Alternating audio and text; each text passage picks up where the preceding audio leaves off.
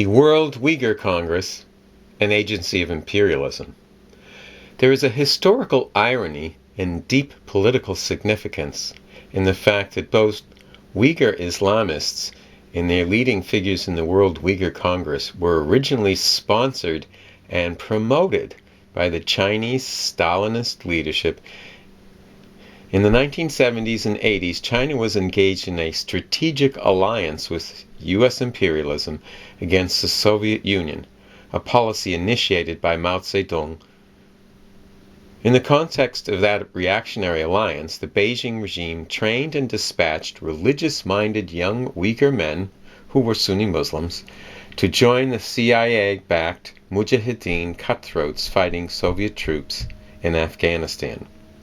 Thus, the Chinese bureaucracy criminally bolstered American imperialism in weakening and undermining the Soviet Union, thereby furthering imperialism's counter-revolutionary drive against the USSR.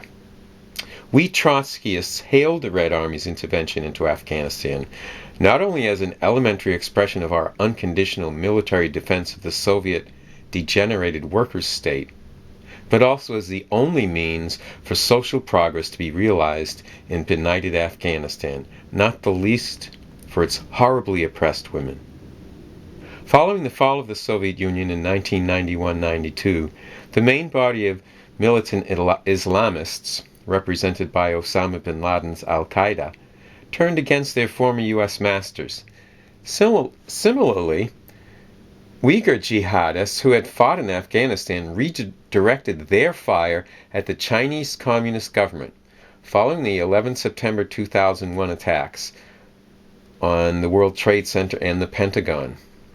Jane's Security News, which is linked to British intelligence, commented in this regard, quote, Chinese strategy on this front, Afghanistan, however, had a negative fallout for Beijing, as the returning Uyghur jihadis fueled the already simmering insurgency for an independent Muslim Eastern Turkestan in Xinjiang.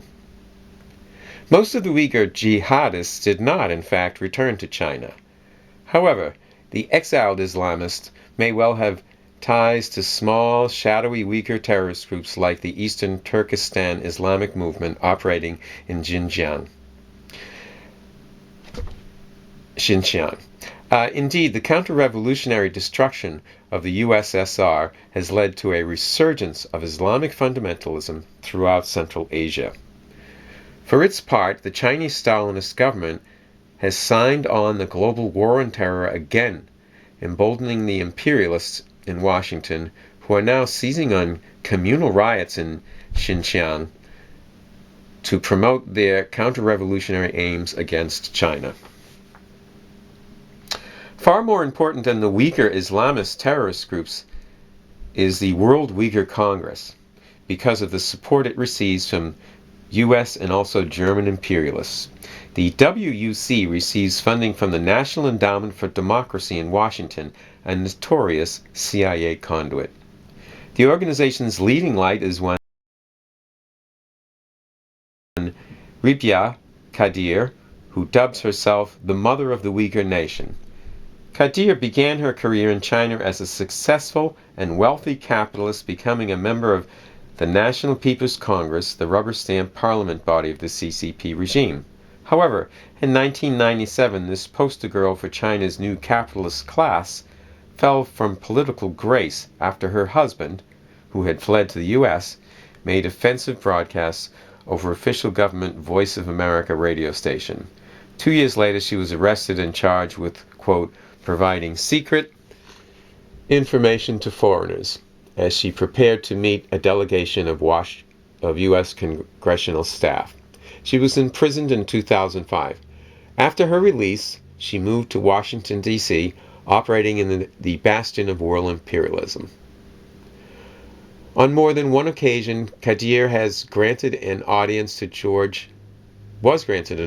by George W. Bush, who duly called her an apostle of freedom. The communalist riots in Urumqi occurred a little over a year after Tibetan mobs led by Buddhist lamas engaged in murderous attacks on Han Chinese residents in the capital Lhasa. Much of the Western bourgeois media was drawn a parallel between the two events, while hypocritically condemning the Chinese communists for their brutality toward the country's national minorities. There are similarities, but there are also important differences between the anti-Han riots in Tibet last year and this month's communal violence in Xinjiang. The similarity lies in the reactionary, imperialist-backed nature of the exiled forces that claim to represent the Tibetan and Uighur people. The difference lies in the actual influence these forces exercise on the ground in the borderlands of Western China. The Dalai Lama fled to India in 1959 after the suppression of a Lama aristocratic uprising organized and armed by the CIA. Since then, he has been elevated, so to speak, by his imperialist masters as the supreme incarnation of opposition to the Chinese Communist government. The Dalai Lama is a political personage of some importance on the international scene.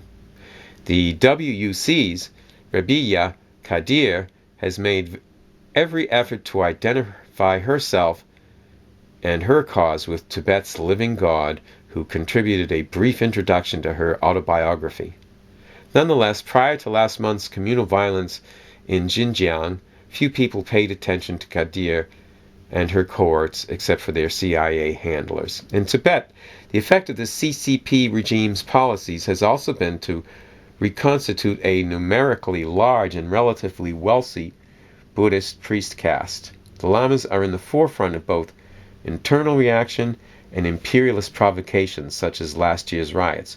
By contrast, Beijing's policy in Xinjiang has been to suppress the emergence of socially and politically influential Islamic clerical caste. Mosques must be registered with the state, and imams require government approval. There does not now exist an organized network of Islamic clerics that could act as an effective link between the imperialist enemies of the People's Republic of China and the disaffected Uyghur masses. On the available evidence, what happened in Urumqi last month was mainly a spontaneous eruption of ethnic hatred fueled by relative economic deprivation on the part of the Uyghurs involved.